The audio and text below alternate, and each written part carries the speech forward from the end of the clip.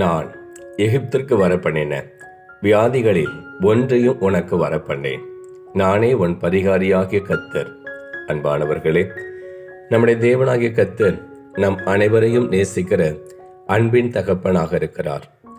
நாம் கர்த்தரை நேசித்து அவருடைய சத்தத்துக்கு கீழ்ப்படிந்து அவருக்கு பிரியமான மகனாய் பிரியமான மகளாய் நாம் வாழ்ந்து வந்தால் தேவன் எகிப்திற்கு வரப்பண்ணின வியாதிகளில் ஒன்றையும் நம்முடைய வாழ்க்கையிலே அவர் அனுமதிப்பதில்லை.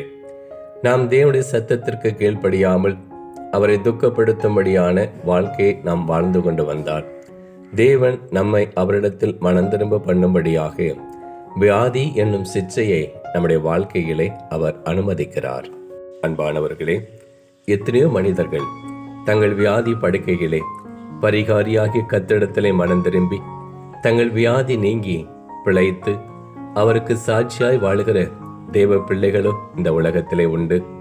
அதே வேளையிலே தங்கள் வியாதி படுக்கையிலும் தங்கள் இருதயத்தை கடினப்படுத்தி பரிகாரியாகிய கர்த்தரிடத்தில் மனம் திரும்பாமல் மரித்து போனவர்களும் உண்டு.